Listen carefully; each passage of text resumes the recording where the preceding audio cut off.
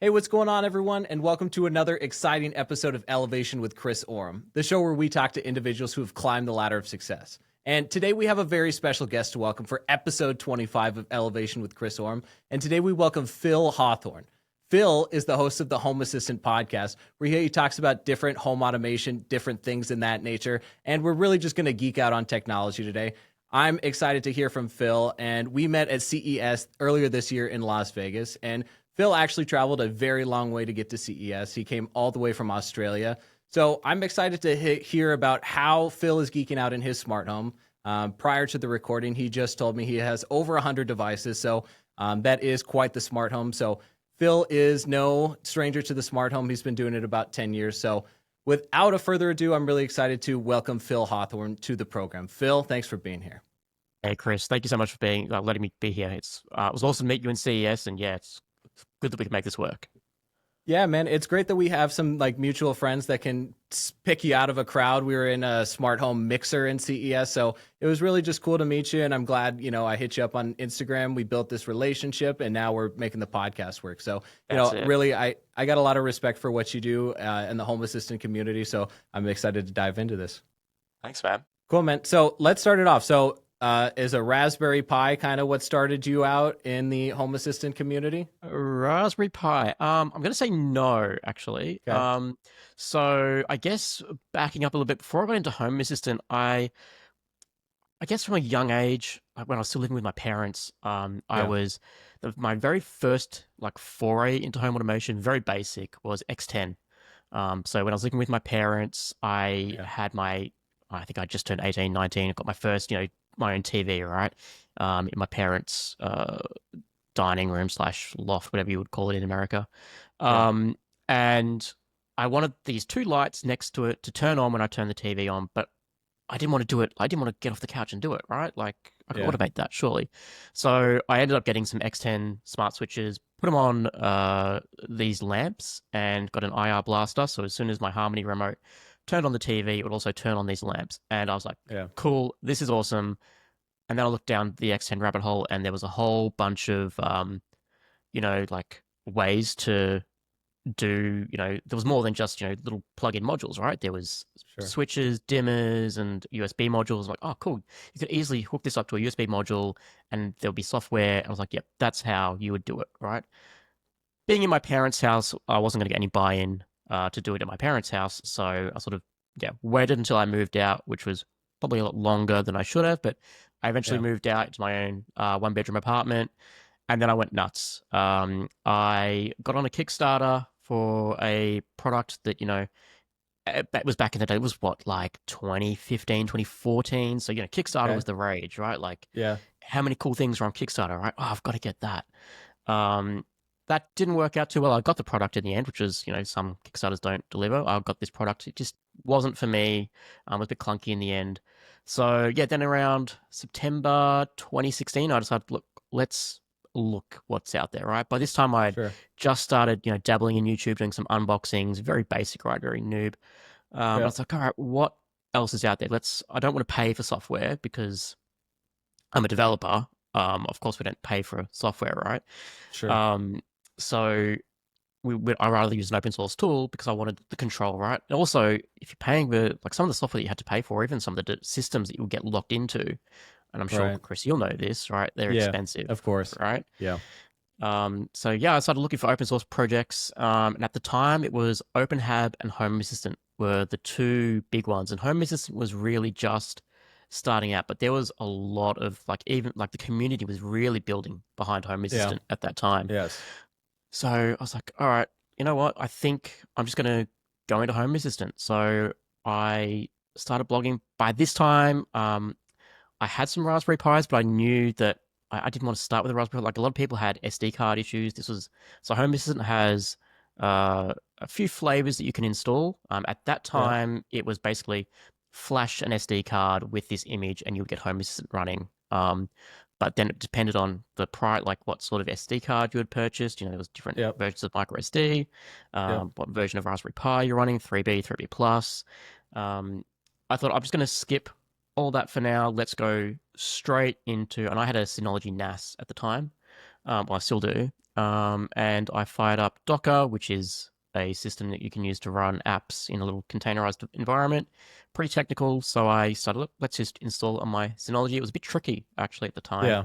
so I ended up writing I did a YouTube video on how I installed it, wrote a blog post, which the community seemed to love. I got a lot of love from that, and then as I kept going, I kept blogging about Home Assistant, made some posts that got some pretty good traction. Got a bit of Yeah. notoriety in the community back in the day. And then And I yeah, got a then question. Like, how are you Mhm. posting? So are you posting as, a screen name? Are you posting as Phil Hawthorne? Are you As representing myself, like as yourself? yeah.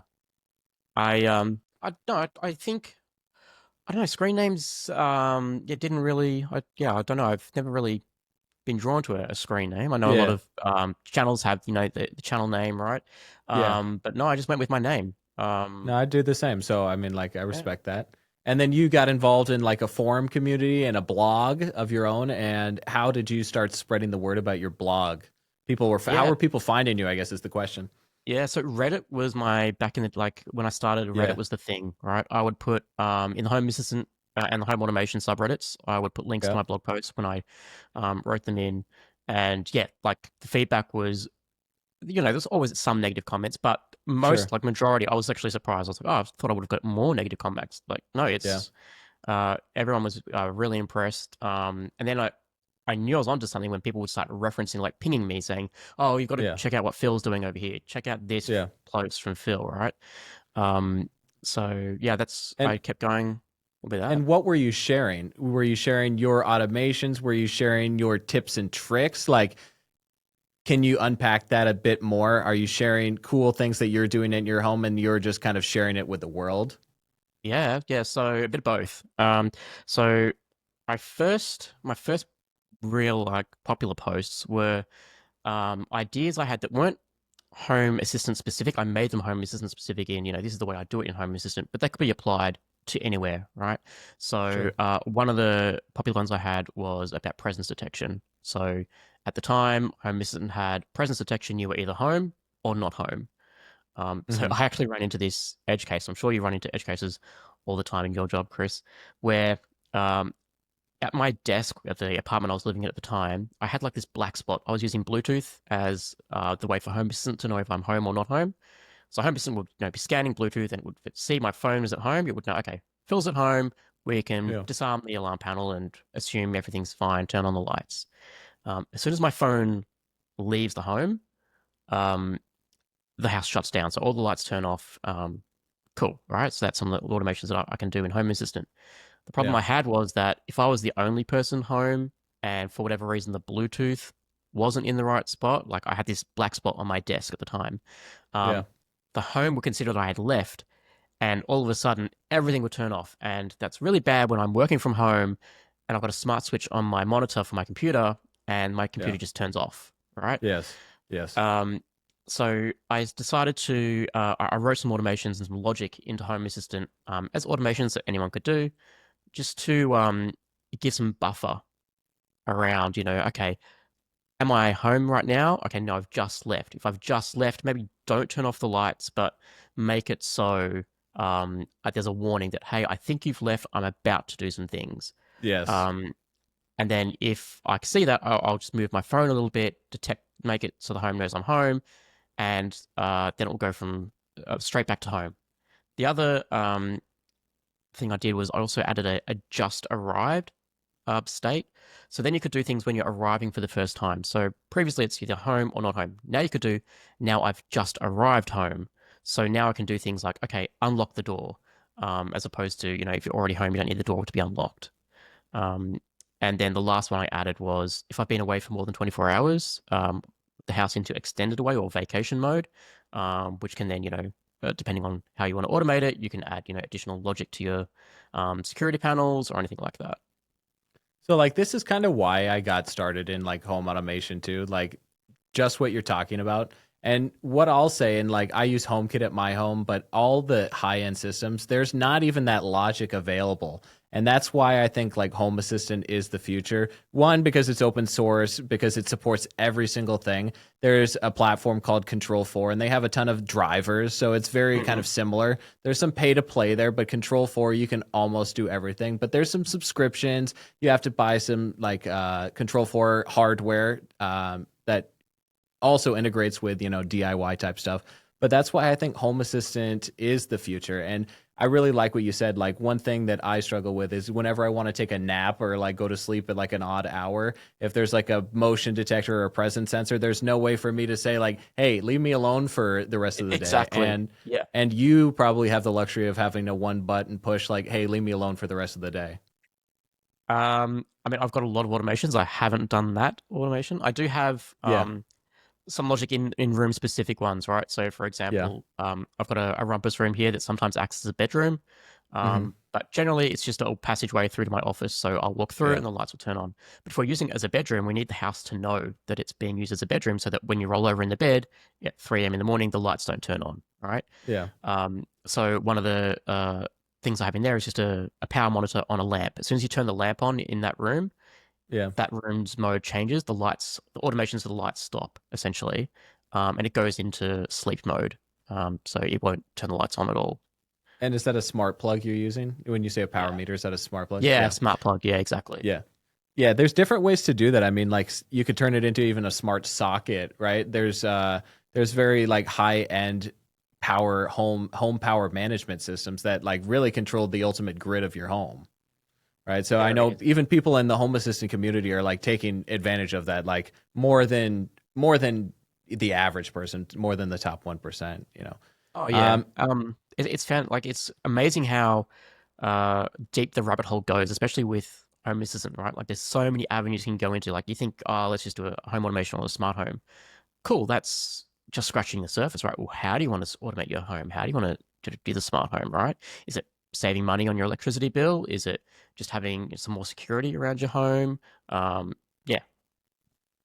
so do you think Tell me, let me pick your brain. What do you know about people that are making money using Home Assistant? Like, where's the business opportunities from your perspective? Like, obviously, if you manufacture Z-Wave devices, something like zoos, right? They're very in tune with the Home Assistant community. Let's Correct. say, like an integrator or someone who wants to, if I, as a business, want to help customers install Home Assistant and get their um, home integrated. Do you know anyone that's a home assistant integrator that's Yeah. operating that So business? Yeah. absolutely. So that we met Tez and Connor, and they've got a business in the UK. And that's basically their full time gig, right? They go around installing Home Assistant in people's homes, to the point where they will uh, do some of the fit out as well. They'll go in and they'll put some smart switches in. They might need to Hmm. get some electricians to do it, but most of all, Yeah. they'll go in, put in the hardware, the Raspberry Pis or whatever hardware flavor they're going to be using for that home. Yeah. Install Home Assistant. They'll give some documentation on here's your Home Assistant instance. This is how you turn off this light. They'll talk with the customer, decide what sort of automations they want. Yeah, we actually did an episode with them back in March 2025, which was really interesting Nice. just to see how they do it for their customers, right? Because I was always the believer that no one's going to pay me to go in and install Home Yeah. Assistant when it's for free, right? But I think Yeah. there is a market for it. No, there's like I promise you there's a market. That's why I just wanted to hear like I'm gonna go watch that show after this. Like I'm very interested to hear these people from the UK. Like I imagine that there's more that we don't even know about, but do you know of any other sort of like business models of way people are using Home Assistant to like make money? Like I know there's a ton of YouTube tutorials, right? So Mm, there's people just dedicated to Home Assistant, which I think is like even more of a niche community. Someone like Smart Home Solver kind of speaks to the masses, but I think he represents Home Assistant extremely well. Then you he get like does. Paul Hibbert, who is almost making a joke out of it, which he's creating awareness for the brand, which is important, right? A lot of people have been exposed to Home Assistant because of Paul Hibbert, but I think there's just a ton of people. Like, I think Home Assistant is still like very niche in the category, and I don't know why. Like, why is it niche in your opinion? think the stigmatism around open source for a little bit, um, in that, it's not, if you're in a corporate world, right, you want to go with a name that you trust. Right. Home Assistant is still fairly new, right? Like it's not a big name like a Google, like a Samsung, Hmm. um, or a HomeKit, right? It doesn't have that history behind it. With that said, in the last, 5 years or so, there's been a lot of strides made to give Home Assistant some more authenticity, and backing behind it, which we're seeing now, right? Like we're seeing, even in 2025, I think we've seen a whole bunch of big name companies saying, yes, we are officially integrating with Home Assistant now. Right? Like we are Yeah. becoming a partner of Home Assistant, which back in the day, like when Home Assistant as a project was starting, the community, and we did this a few times on our podcast too, where Home Assistant would either be blocked, cloud services would die, and the integration with Home Assistant would just no longer work. Right now, we're seeing companies actually looking at Home Assistant users as an opportunity, as customers, as opposed to, oh, they're just an app that's hammering our API. We need to block them because they're costing us too much money. Yeah. Um, so yeah, I've certainly seen that. To answer your question around business opportunities with Home Assistant, Yeah. apart from the installer, I can see that there are a lot of opportunities in terms of business use case. So we've had a couple of people either email in or come on the show, that are using Home Assistant in a commercial capacity, like Yeah. for like either in their workplace. Yeah. So they might, I think, someone's running like a beer distillery using sensors, coming Sure. through. Like they've got, watching the temperatures of the beer kegs and all that, making sure it's all hunky dory, automating Yeah. switches, fail safes and all that. Because Home Assistant has so many integrations, right? They're not just limited to the home, right? Because open Yeah. source, if you can make the integration work, bring it in. Yeah. So there's certainly that. We interviewed someone back in late 2024 that's got a hotel in Europe, and he's managing all the room controls, right? Like if the room is unoccupied, turn off the Yeah. heating, turn off that, right? And then there's this little dashboard at the kiosk so they can see what the room temperature is in the room, That's so crazy. and all based on Home Assistant, right? So I think there's a lot of use cases that people can use outside of the home, right? Like it's home automation, but you can, yeah, certainly automate parts of your business or potentially all of your business through Home Assistant. Yeah, I think like maybe people that are doing this in their residential space, people who are, advocates of home automation that have just done it in their own home. Like building automation is a whole different beast of like an animal. Like I live in Vegas. When you come here to the Venetian Hotel and Casino, their convention audio video setup is beyond anything that Home Assistant has ever done. Which that's where it's at currently. That Yep. doesn't mean that it's not going places, but like a full on Crestron business AV setup is it's a it's a multi 10 million dollar plus setup for the Venetian convention setup. So as far as your home assistant, like are you using any big name brands like a Sonos, Lutron, Philips Hue? What brands are you primarily using in your home at this time?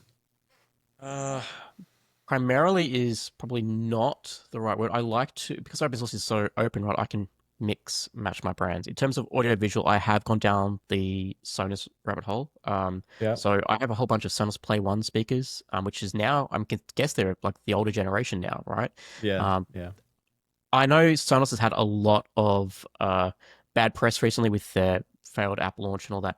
I do have Yeah. to give Sonos credit though, like their product, like the way they support their older products, Yeah. is fantastic. I know there's been a Sure. few products that haven't made it over to the S2 cut, and I haven't been affected by that, so I'm lucky. But in terms of, like I've got a 10-year-old, Play One or something, that is still getting software updates. It's still supported in Home Assistant. Um, and of course, Sonos does have a great integration with Home Assistant. Yeah. So that's why I love it as well, right? Basically, if anything integrates well with Home Assistant, I will use it. I always say I use Home Assistant's integrations page as my shopping list, right? Before I go out and Yeah. buy a smart device, I'll first look on the Home Assistant integrations page and say, okay, what works and what doesn't work with Home Assistant first? Because if it doesn't work with Home Assistant, then there's no point for me. What Um, doesn't work with Home Assistant? That's it's my generally, question. yeah, it can be like, it's generally cloud stuff. My So queue. You know, my queue MyQ, is the yeah, garage. Yeah, yeah, the garage door, yeah, man. yep, They're the worst. exactly right.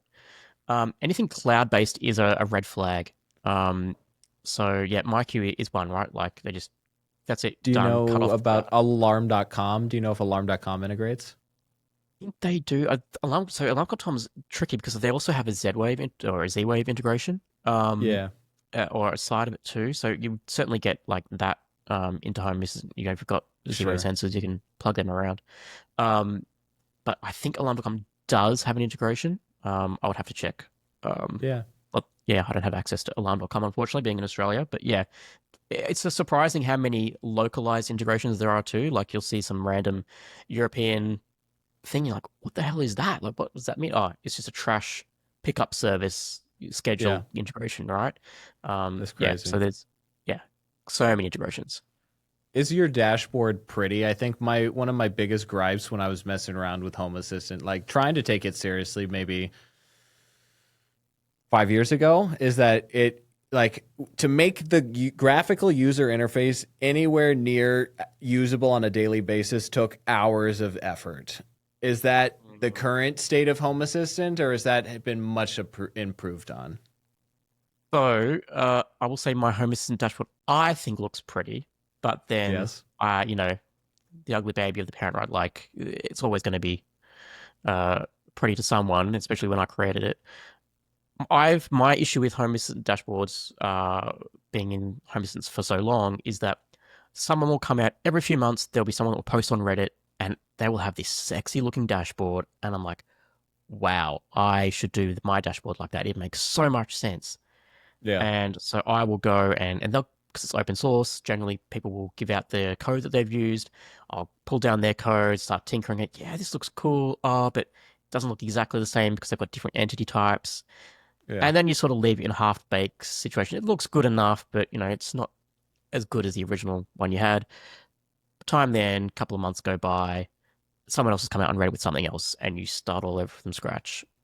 Yeah. So my and then over time, just things drift, right? Like you've got old devices that need to be changed, or uh, I find that if I'm using the dashboard to do something at home, it's because I haven't automated something properly, right? So using the interface or using voice assistants should be a last resort for me where possible. Yeah. Um, that's my theory anyway. In terms of, is it better to make it look easier now? So in the April 2025 release, I think it was, of Home Assistant, a Yeah. new type of dashboard was introduced. It's an auto-generated dashboard. It basically will take, because it now know Home Assistant now knows what area devices are in, what type of devices are, if it's a light, if it's a sensor, and it will automatically create a dashboard for you. And it's pretty decent. Yeah. And then you can just go in and toggle things. You know, don't display this device, don't display this entity, move this over here.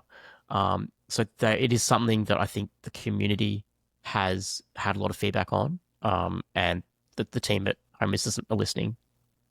Yeah. About like how big is the Home Assistant team? If it's open source, how big is the team behind it? I imagine they do have. I think I've seen some videos of the leader, the CEO. Yeah, so the founder of Home Assistant, Paulus, he is now the president of the Open Home Foundation. Yeah. So the Open Home Foundation is now owns Home Assistant, so it can never be bought, essentially. No one's going to Gotcha. buy Home Assistant.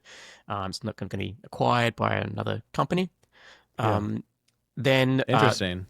yeah, and that was just on purpose, right? Like a lot of people, you know, one of the things about being open source is we've seen, you know, recently a lot of open source projects pulling back the open source licenses, going more commercial.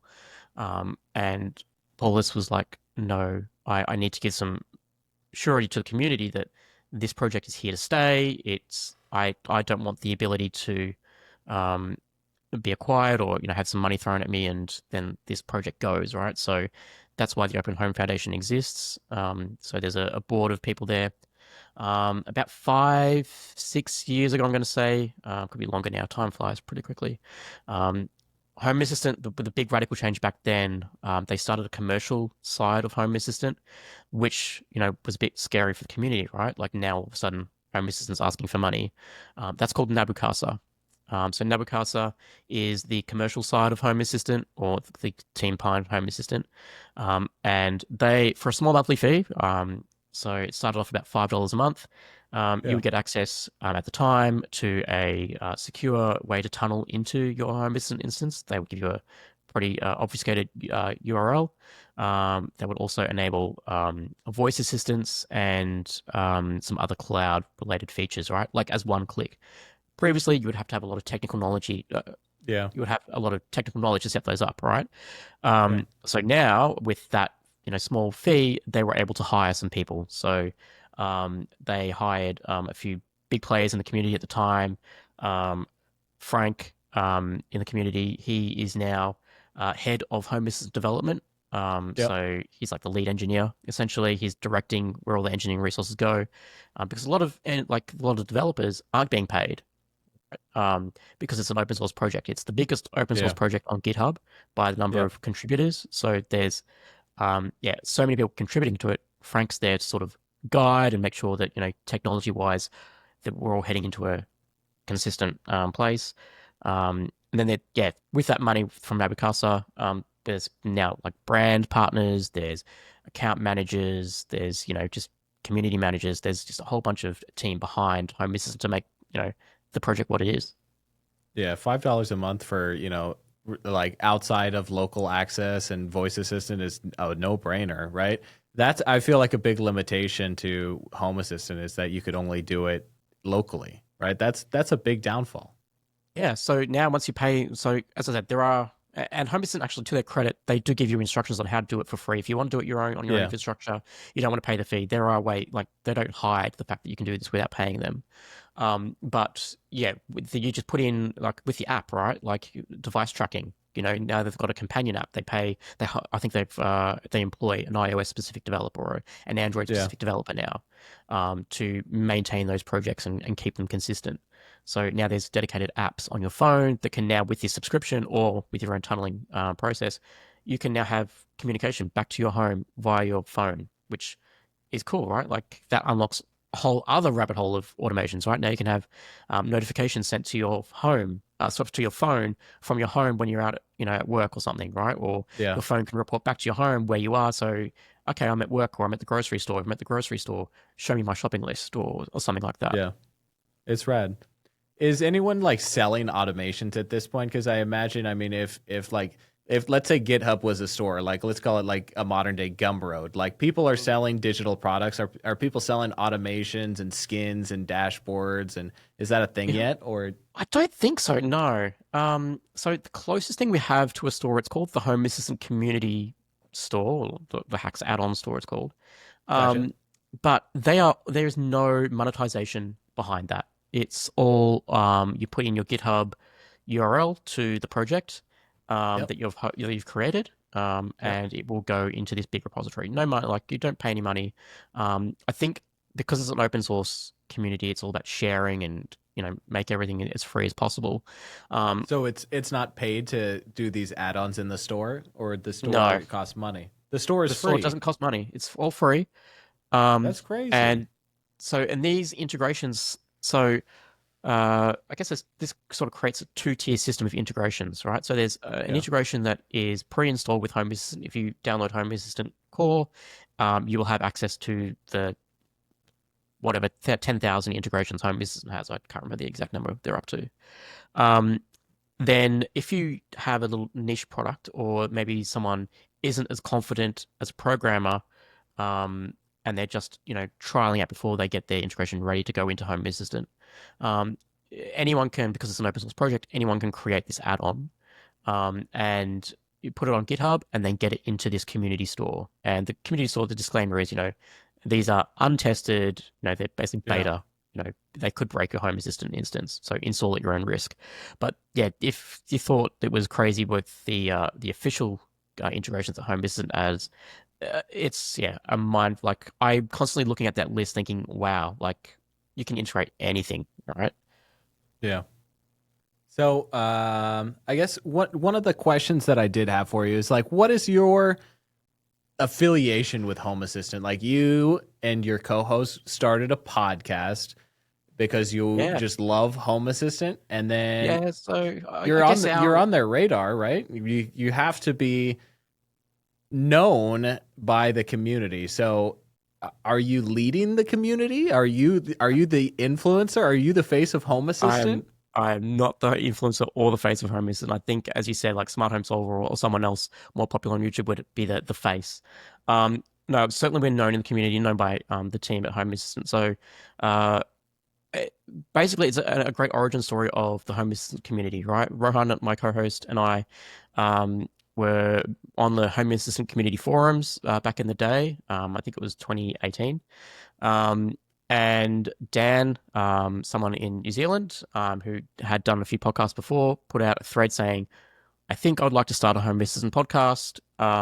I just need some co-hosts to talk about Home Assistant with me. And I had done a couple of YouTube videos at this time, some blog posts, and I thought, you know what? Audio is much easier to do than video. Yeah. Video editing is just yeah, time consuming, right? And so I said, you know what? I'll do it. You're in New Zealand. I'm in Australia. Time zones be pretty sweet. Rohan comes along, being from Canada, and says, hey, yep, need a third. I'll do it. So it was us three. Um, and Rohan had to get up at a ridiculous amount. I think he was up at 4 a.m. In the early Yeah. days of the episodes. Yeah. And we were doing the three hosts and also potentially a guest as well. So we're potentially doing like 4 time zones, trying to triangulate everyone. Yeah. Right, it was a bit tricky. Yeah. Eventually, I think, yeah, after a few months, Dan said, "Look, guys, I've got some personal stuff happening in my life. I can't do the podcast anymore." And I had a chat with Rohan. I'm like, I've never done a podcast before, man. Like, what do we do? Like, I have no idea how this stuff works. Like, Dan was the Yeah. man for this. He would do all the editing. He would do the Yeah. publishing. Like, I guess we can work it out. And Rohan was like, yeah, let's do it.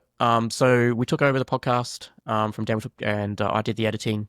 And we kept it going. We eventually transitioned. We would always have, at that stage, Home Assistant was doing releases every 2 weeks, and then we would keep up with the cadence of the releases, right?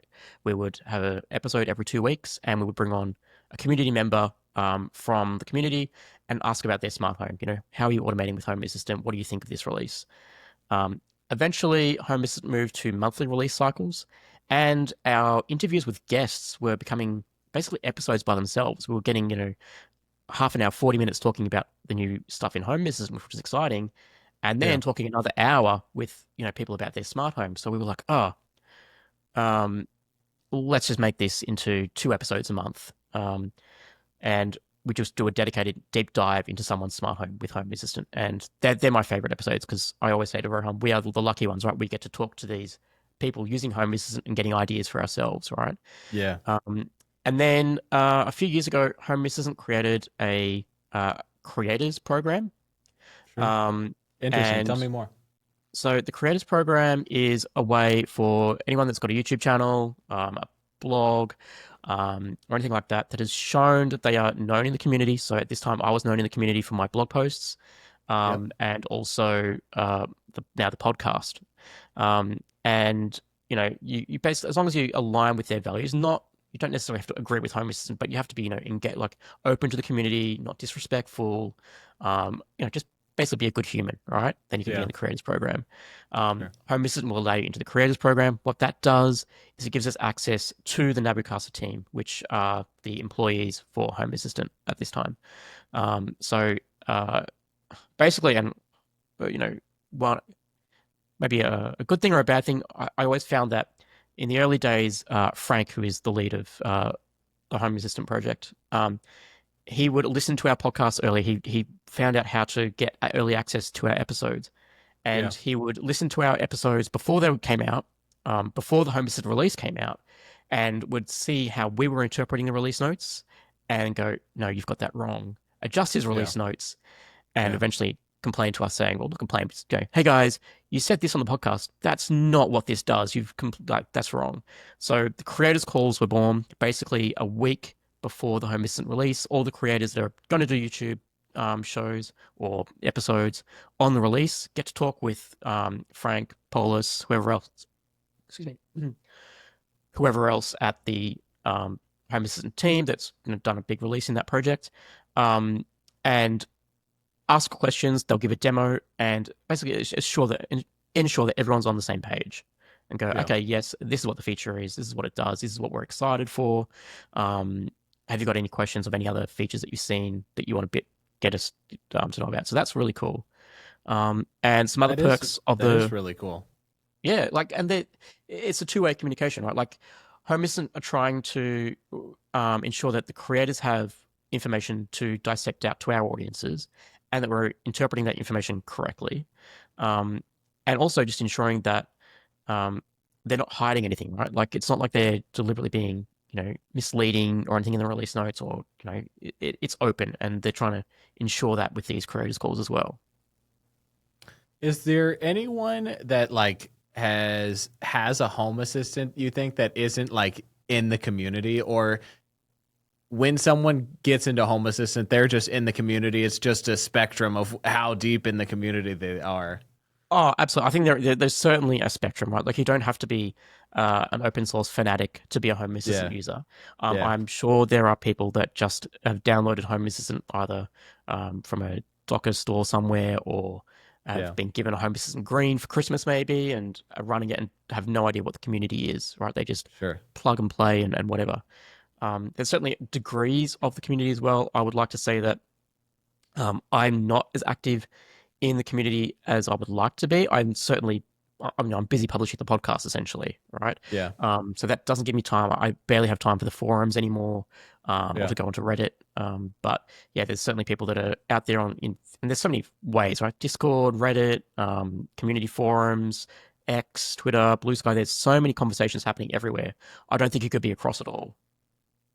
Well, I think it's crazy that Home Assistant has created such a product that have people reading the release notes, making videos about the release notes, having their fans watch videos about the release notes, and like keeping up with this product, right? That's incredible. I don't know any other smart home product or brand that people are doing that for. No one's it's like an Apple like fanatic, in a niche community, but it's incredible kind of the community behind Home Assistant. And I think that's what is driving it forward and continues to bring it forward.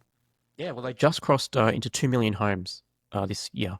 So there is 2 million homes in the world using Home Assistant in some capacity, which is a crazy statistic. And I think it's going to double in 5 years, and then it's probably going to double in the 5 years after that. That's right. And then you've got to think, like, what do those new people that are coming into Home Assistant at that time, how should they expect the experience to be, right? Like, as early adopters, we sort of had, uh, we gave some space for there being not everything perfect, right? But now that the Yeah. project is, X amount of years old, that, you know, isn't going to be as accepted to someone new, right? So yeah, Home Assistant does need to evolve for new people as well. And I think Home Assistant is very acutely aware of that, and that's what they're Yeah. concentrating on. Well, even 5 years ago, it was scanning your network and installing a lot of the plugins for you.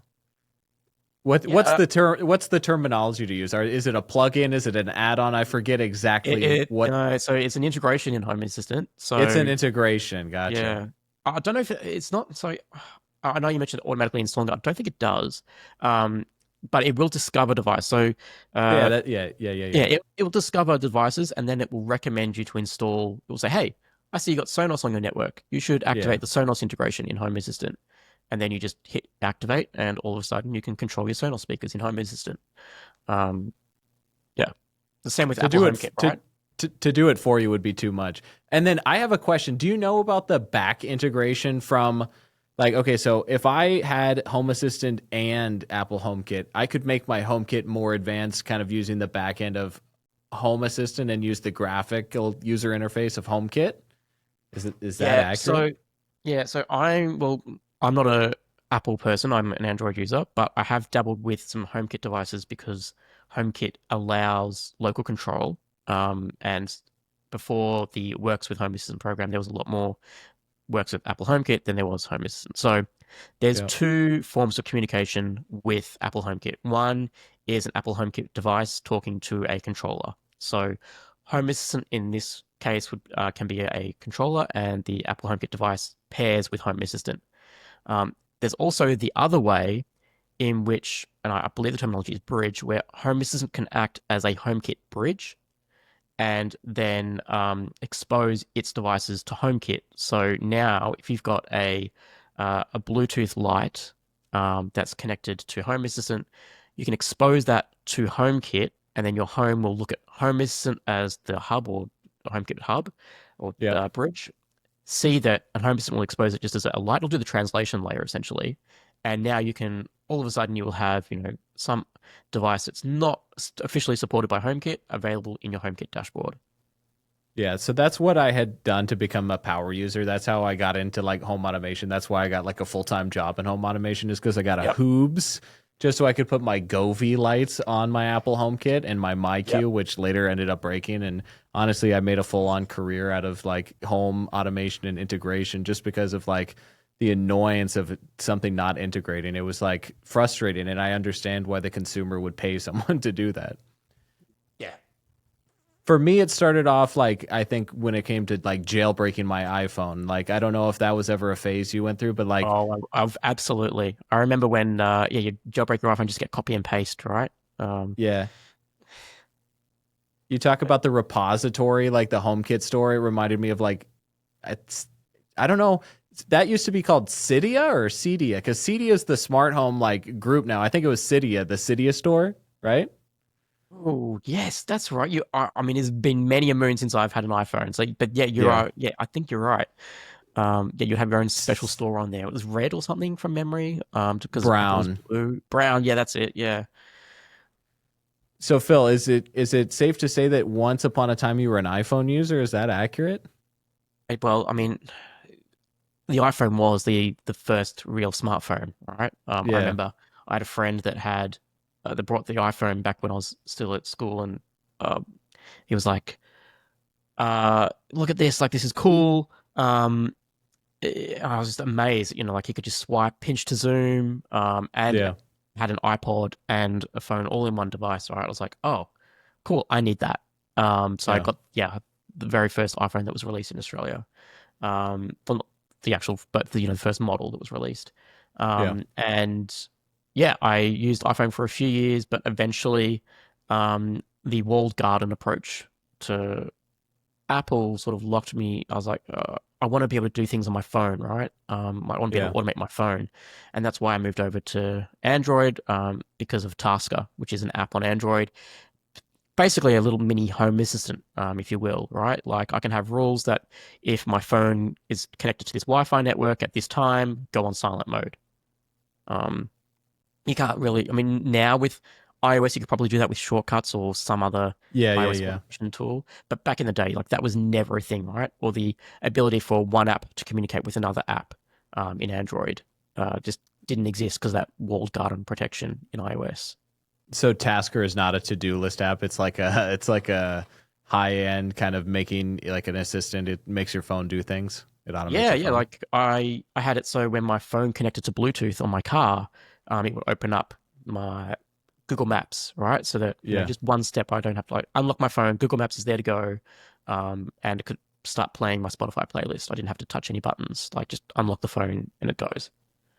That's cool. And then as far as like Home Assistant, what's like your next steps in buying new Home Assistant devices? Are you testing out new things constantly? Like I feel like this is my personal take, is that smart homes have kind of like stalled in terms of like product innovation. I feel like the last big innovation was like a presence sensor, like when a car Mm, released their mainstream presence sensor, bro. Like that yes. was that I actually like felt that. But I mean, the Ring doorbell, the smart thermostat, I mean, it was all cool, but the innovation stopped, I feel like, in terms of the hardware side, and now we're starting to see the AI sort of automation side, and I can only imagine on Home Assistant that it's the craziest in I terms of I actually AI integration.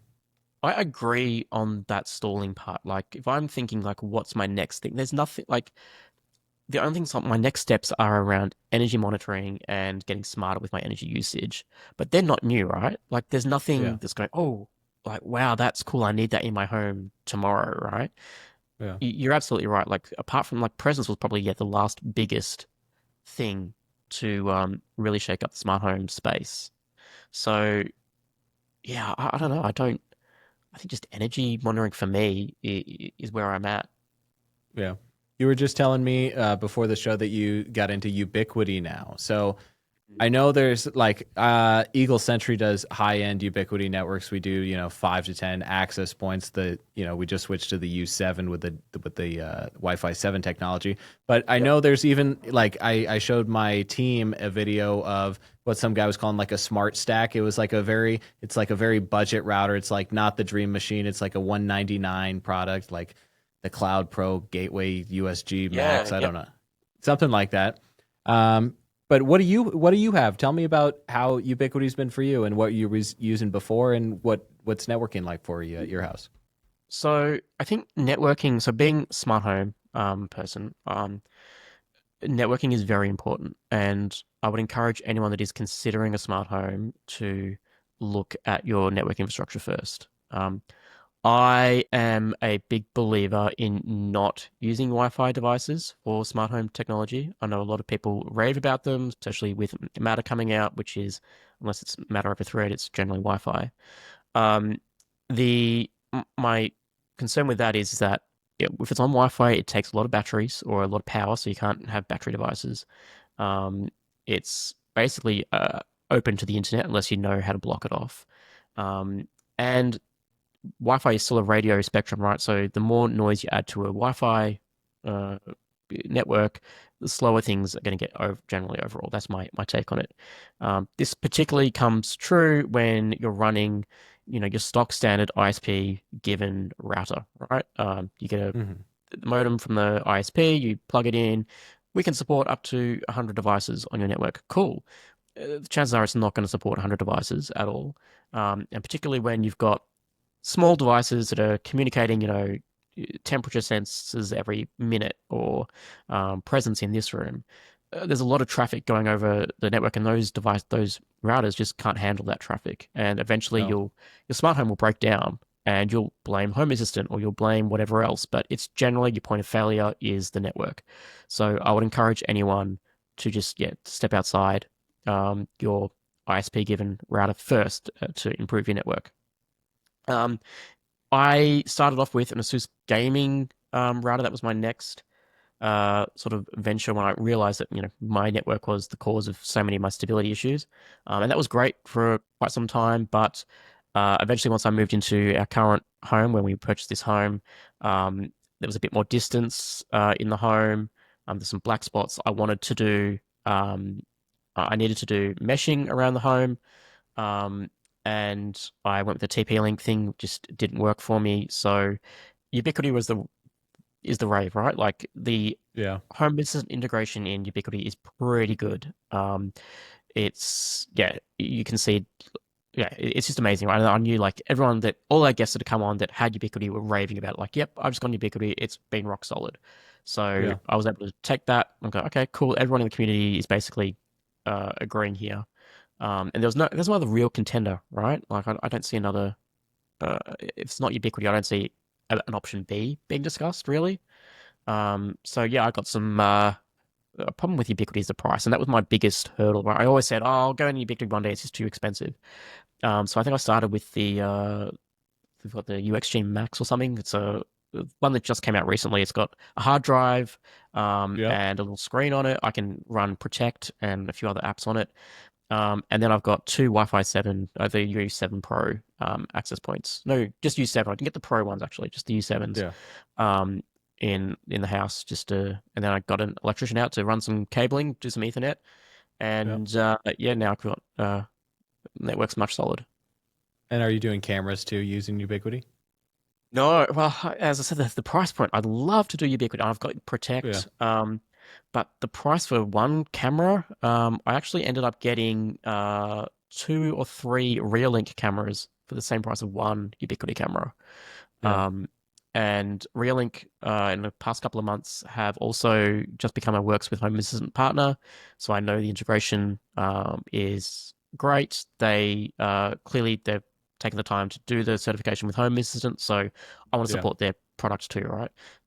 So I think, and plus the price point would just made sense. Yeah. So yeah, I've just installed some Ubiquiti cameras, even if they only last like 5, 10 years, right? Like the price to replace them in 5 to 10 years will be fine compared to Ubiquiti, right? I replaced a Ring doorbell with my Reolink camera with a Reolink doorbell just on the Yeah. Ring doorbell subscription, right? Like I think within 2 years that doorbell is now free because of the Ring Right. subscription. So Right.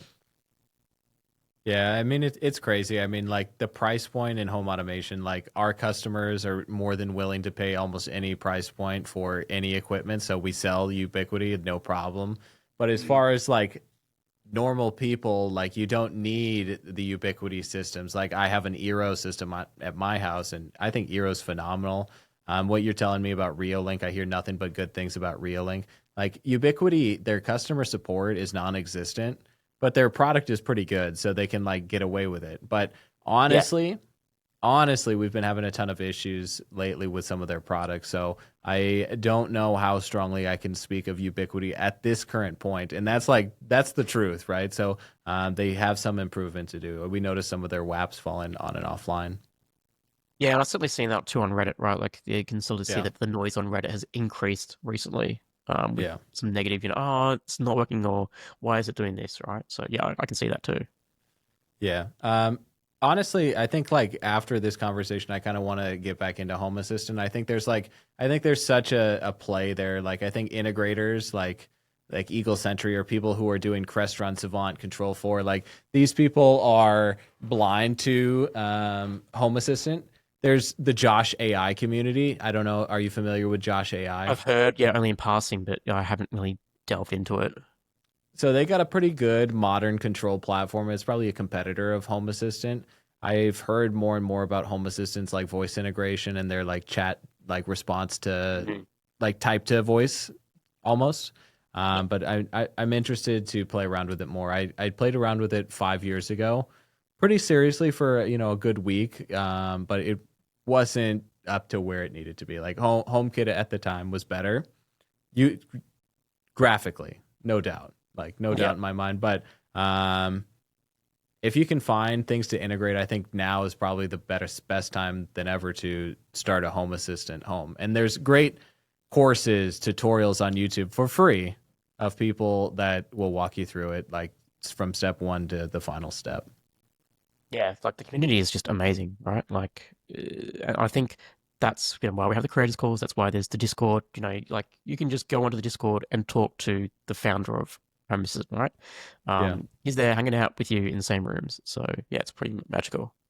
Who's some of your favorite like Home Assistant creators? Okay. Sure. Well, Frank, you did do for quite some time some live streams Okay. on Twitch and on YouTube. I think he had to stop, or he sort of slowed down a little bit because of just working full time on Home Assistant. Yep. Dr. Z's is a YouTube channel that I love as well. Um, Less about Home Assistant recently, more into the ESP stuff, which I'm more of a software guy as opposed to a hardware guy, but I really Yep. appreciated like his like walkthroughs. He'll just get up on a live stream and just talk people through it, right? Like, hey, let's Yeah. do this, let's explore this. The Rob from the Hookup is also really cool. We actually got to meet him at CES as well. He came to one of Nice. the Home Assistant creator meetups. Um, like they're just so like they're really cool people. Like what you see on camera is what you see in person, right? Yeah. So yeah, it was great to meet that. They would be and Ryan from the Smart House also. Yeah, Nice. fantastic. Shout out to Love hanging them. out with him. Yeah. Oh yeah. Cool, dude. So how like when did you like really get into Home Assistant, would you say? Like what was the moment that you were like, this is so cool? Um, Is it the light moment, like where you automated the lights? But that wasn't Home Assistant, right? no, I think I think it was just it would have been very quickly, like back in maybe like as I said, I first installed it in September 2016 or something. So it wouldn't have taken me very long. Particularly when I had the ability to do things like if a Philips Hue light bulb turns on, do something else. Yeah. That's when I knew, like, yeah, okay, the fact that there is this cross ecosystem. Like it didn't matter if I had some cheap Wi-Fi light bulb or some expensive Philips Hue light bulb. They were just similar entities in Home Assistant that I could automate on. Yeah. And I knew that was going to be a game changer in terms of, okay, I'm no longer tied into an ecosystem. I can um, do some pretty powerful things here. And it doesn't necessarily have to be um, new stuff, right? Like I had my phone like has Bluetooth. So okay, now I can track my phone with Bluetooth. Oh, that's cool. Yeah. What else can I do based on just that, right? So, yeah, the ability for me, I knew it was cool when I would walk into my apartment, um, and my phone would ping the Bluetooth dongle on my NAS, tell I'm home, and lights would just turn on. That was like, yeah, the way I was like, yeah, this is where home assistant's at. And then in terms of like scenes, are you setting up scenes in your home that So you you can know what? activate? No, I don't understand. Maybe like I'm guessing like from your space, scenes are the bee's knees, right? But I've Yeah. never understood the concept of scenes or the purpose of scenes. Like I get it, right? Movie mode, yeah, cool. I understand that, but it still requires me to go up and push a button. Right? As Yeah. opposed, I would rather the house know that I'm watching a movie by knowing that okay, I'm watching a movie on Plex. Put the house into movie mode. Yeah. Um, so no, I've never really got into scenes. Like maybe you could give me some examples, some cool scenes that you've done, maybe. I don't know, like a party time scene or like a like I mean a good night scene, you still have to push the button. So I get where you're coming from from there. But like a party scene, you push one button and then, you know, the lights change, the music goes on, and you know, the house is set up for the party. I mean, how But many what parties are yours you throwing though? Like, I mean, isn't that the whole thing? Like, everyone, like the yeah, Fabaro button came out, right? It was a button you could push it, it would start a party mode or do whatever you want. But I yeah. think Fabaro discontinued that product, right? It was just too. The buttons are some of my favorite products. The Akara buttons like $25. The Flick buttons are phenomenal. The Flick buttons Yeah. are actually a phenomenal product. Um, really, like I love the buttons to be able to push a button and activate a scene, right? Like I think that's why like Lutron switches, I mean just at the high end, like a Pico remote, you can do so much just Mm. from pushing a button. I love pushing buttons. I think even cooler if even cooler if you know if your home knows that it should happen, which is kind of what you're pushing for and I think is the future. But I call it three areas of control. The physical, like I want to turn on the light switch. I want to tell my voice assistant to turn on the light. And then I also want to be able to do it from my phone. But you're even suggesting a fourth that my home should know how to do it myself itself. Mm. So you remind me, like one of the comments my wife made. I had all the lights automated, and I had purchased a whole bunch of like Aquara wireless Zigbee switches, right? I'm like, cool, we can do so much things. You can have a switch beside your bed to do like this scene, like the good night thing. I can have a switch on the couch, you know, if you don't want to have to get up and just turn off the lights. And my wife said, so you've basically done all this automation, all this like smart stuff to give me another switch that was just on the wall over there. Like, what's the point of that, right? Like, what? We've just But gone back to a dumb switch. one switch, one button to do multiple things is my argument to Yes, that. that's true. Yeah, I mean, One button, multiple things. yeah, but I mean, at that point, if you're already up, you may as well just do the next switch, right? So Yeah, yeah, that's where my I need to automate the house as much as possible, even to the point like when we go to bed, right? The house will know that we're in bed because no one's occupying the living spaces. Everyone's only in the bedroom. So then we can put the house yeah. into night mode. Um, yeah, that's my that's why I've sort of struggled with scenes. Right, I think they should be automatic where possible. No, that's an interesting take. I like that. Like that's a way to think about it, and I think that's showing that automation is like the ultimate future because you don't even have to think about it; it just does.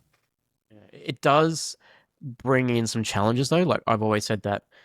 Imagine you've got three identical townhouses next to each other, right? Yeah, Um, Same layout, same fit out, same everything. There will be three unique ways you need to automate those houses, right? Because yeah, you've got one couple living with a newborn baby, you've got an elderly couple in the other, and maybe some uh, dinks in the middle one, or maybe a share house, right, for some students. They're all going to have different automation needs, timings. Like this is where someone really needs to spend a bit of time like getting to know like the routines, the habits of the occupants. And I think we're also those uh, occupants of the home need to have some investment in having those automations in place and be able to see the benefit, right? Like, um, otherwise you'll just get people with like, why do I need to spend money automating that when I can just do the light switch, right? You need like an intake form, a Q&A, someone who knows, who's like set up a home before, that they can provide their best expertise. Like, I think that's really like, that's the sell for the integrator model, like your friends in the UK are doing. Like, they're actually kind of doing that model. And I think that we're going to have more and more home assistant integrators. Like, to me, it's like a no-brainer business idea. Like, honestly, you should do that, right? I should do that. Anyone who's passionate and doing it on YouTube should become a home assistant integrator, because like that's where I think the money is there, right? People want to pay for an integrated home, and especially if home assistant's doing it better than anyone else, like it's kind of a no-brainer to me. Yeah, particularly when you don't have like the big outlay of, tens of thousands of dollars or, subscription fees or, you know, maintenance schedules, right? Like that, is appealing. Yeah, like home assistant is beautiful for that. Like that, I mean, Phil, I don't know that you or your audience or even my audience can grasp how much money is in the home automation space, how much people pay on the ultra luxury space, because people will pay upwards of $1 million just for technology in their home. And I know many people don't believe that, but Eagle Sentry has clients where their low voltage is over $1 million. And that's why I know the market's there for like integrators. Like, you have to be extremely good at your craft in that area. But I think many people could use a home assistant integrator, just some guy like you or me who can help them with their technology and install it and set up my vacation mode, my home mode, my night mode, and my away mode, right? Like, Yeah, exactly. right? You or I could have an integrator business. This is, I think, all I'd like to say to our audience. Like, it's possible for anyone watching this to start your own home assistant business, is what I'd like to Yeah, say. and I would encourage anyone to do it, right? Like, because yeah, the community is very supportive, and it's all about making, the home more open and accessible to everyone. And then where are you getting your inspiration from? Like YouTubers or the community, like for new automations? Honestly, it's the guests I have on the podcast now, right? Yeah. Like some of the crazy things that the guests come out with and I go, oh, actually, yeah, that's really cool. Like one of our guests was recently saying that is using AI to read his calendar, give him like a summary of things. So now I'm doing that, right? Like I can, Yeah. just in the morning I can get like a brief of, okay, this is what's happening this week, or this is what's happening today. Here's the Yeah. weather. Yes, you should carry this. It's all about just taking a bit of that uh, mental load off me, I guess. Like just one button less I have to push. I don't have to now go into the Yeah. weather app to see what the weather's going to be today, right? Um, and yeah, just cool things like that. And I also love my favorite type of guest on the podcast is just the uh non-standard user of Home Assistant, right? So we've had someone Yeah. that's blind that's on Home Assistant, that uses Home Assistant to help navigate around the house. Yeah. We've had parents with special needs kids, have to have special auditory sensory things around the house. Yeah, it's just cool that, thanks to home automation and smart homes and Home Assistant, like this is all possible. Yeah. I want to get your take on AI in the future. I want your like 2-year prediction on Home Assistant and like a Chat GPT integration. Where are we going in 2 years? 2 years. Well, I mean, the past year and a half's been pretty crazy with AI as it is. Um, Home Assistant is definitely aware of AI, so there's already integrations with OpenAI, Gemini, Llama. There's basically it's all been done in a way that they can just all interact. Um, I think where we're going is to the point where the I like to think of it as Alexa hunches, but on steroids, essentially. Like the home will be able to predict the needs of the home and its occupants of the home before the occupants realize. So, if you're in a routine where every Friday it's the last day of the week, you get home, have some drinks or whatever, maybe you go over to the bar and turn on the bar light, the home will know, okay, I need to turn the aircon on in the bar, like turn the climate control down in that room, get that ready for them. Um, yeah, like there would just be like so many use cases, right? Like, okay, it's getting to summer, the temperature's this, let's cool the house to this degrees now. Oh, they've gone on holiday. I don't need to do that this time. I'll actually um, turn off these lights because they're on holiday. I'll activate some motion zones around on the cameras because I'm in vacation mode. Yeah, I just think that there's the ability for AI to sort of step in and yeah, act for our behalf while we're not there. Is my home going to begin asking me for consent? Is that going to happen? I mean, potentially, right? Would you? I mean, there has to. Well, it depends. I know you may be saying it tongue in cheek, but there would have to be like some consent things. Like, should I turn on the kettle? Right? Should I turn on the stove? You Yeah. know, there are some safety things that we do have to be conscious of, right? Like, we can't just have our homes turning on the oven because it thinks there's food in there, because that's what we always do Yeah. on a Friday, right?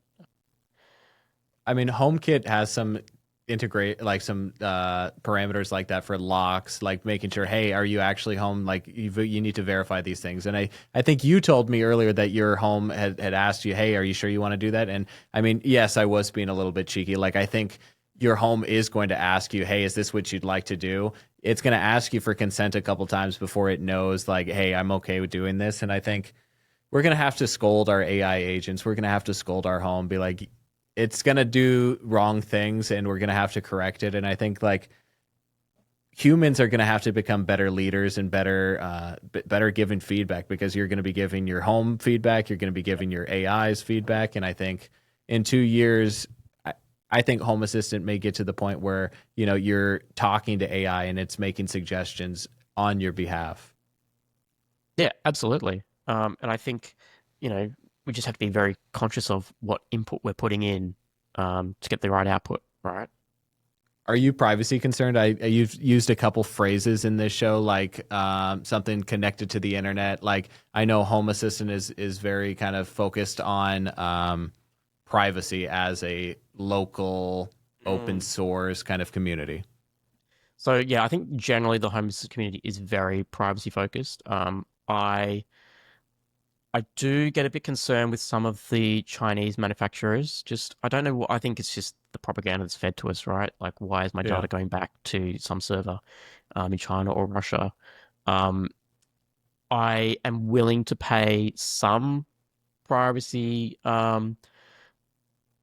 for convenience. So, for example, the Amazon Echo, right? I have them in basically every room, right? I can yeah, always yell out to the little lady in there to say, "Hey, I need you to turn on this light, or can you set a timer here?" sure. Um, I don't mind that because, generally, for the most part, that is a convenience for us. Um, I would love to replace her though with something that's faster and more local, because I find that the responses can be slow depending on the internet speed, or just for whatever reason takes a long time for Amazon servers to process what I've said. I would love something local, right? So that if I say turn on a light, I'm not sitting there 1, 2, 3, and then the light goes on.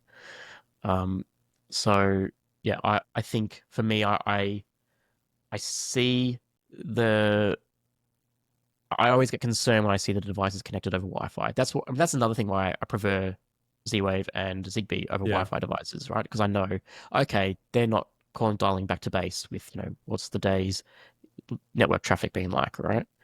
yeah. That's interesting. I don't think many mainstream consumers are thinking like that.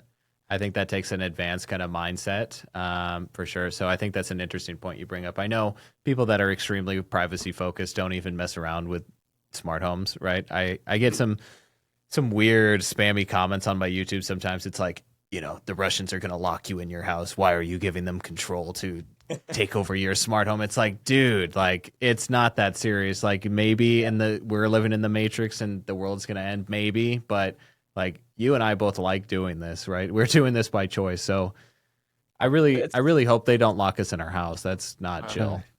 But it's also I think they're the same people that would comment on, a smart lock, right? Like, why would you put a smart lock on your house? It can just be hacked, I'm like, okay, Yeah. hang on a sec.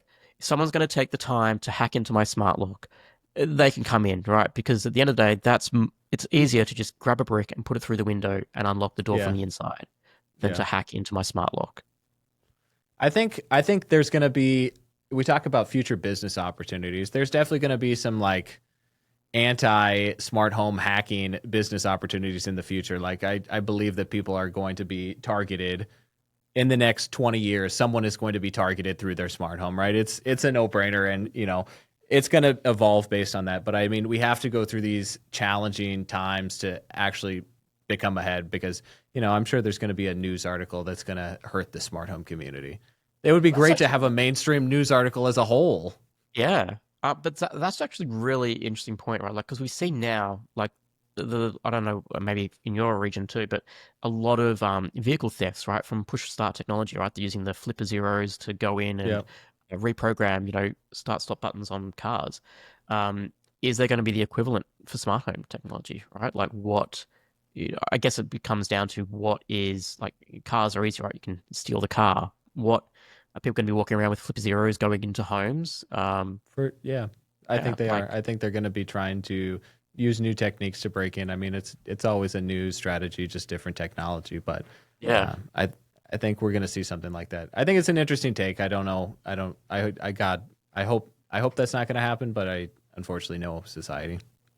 yeah. I think it's more, and we see like we've already seen some of the discussion around, always change the password on your camera, right? The admin Yeah. password on your camera.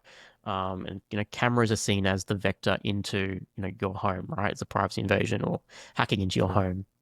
Yeah. But any Wi-Fi device, it doesn't have to be a camera, could be used for that, right? All it would take is someone to hack into that motion sensor that's connected to Wi-Fi to then pivot to another, local shared drive on your computer or something. So yeah, I think that there'll be certainly a lot of the smart home will open up a lot of attack vectors to a home. Whether or not our homes are a juicy enough target is, yeah, we'll need to see. Yeah, dude, it's going to be a crazy future, but it sounds like you, I, the community, we're all kind of pioneers. We're doing this together. So I'm really happy that we, came together in the community as smart home enthusiasts, man. I mean, it's great. I really appreciate you coming on the show. I think we had a lot of good thoughts, good advice. I mean, Thank like, you. I want to play with Home Assistant more. I think the audience should definitely consider becoming Home Assistant integrators. I think there's opportunity to sell automations. I think that's coming. So definitely take advantage of the marketplace if you're in it. Phil, you got any last minute things you want to share with the viewers? Where can they find you for more? You want to plug your show? Yeah, absolutely. You want to listen to us? We, as I said, my favorite episodes are talking to other people in the community. So if you want to get some crazy ideas on what you can do with Home Assistant, check us out, homeassistant.fm, or anywhere you're listening to this podcast, just search for the Home Assistant podcast. Cool, Phil. I appreciate you being here today, man. Thanks for coming in. I know it's early in the morning in Australia, but I Thank appreciate you. you coming in for episode 25 of the show. Thanks, man. It's been great. Cool, man. Phil, thanks so much for being here. Everyone at home, thanks so much for watching. This has been episode 25 of Elevation with Chris Orm. Thanks for watching.